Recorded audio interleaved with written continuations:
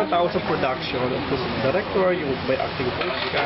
Siyempre ibang tao daw na nagbibigay sa'yo ng tips kung gaano atake, kung paano atake ang roles mo.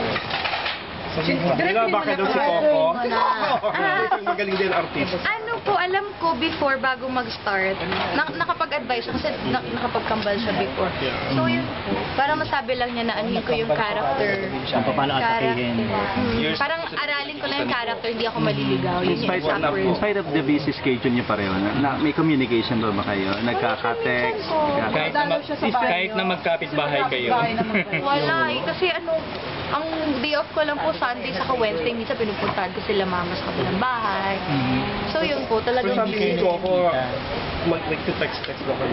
Kaya lang hindi ka rin mapuntahan kasi kung punta kayo sa bahay, nasa taping ka.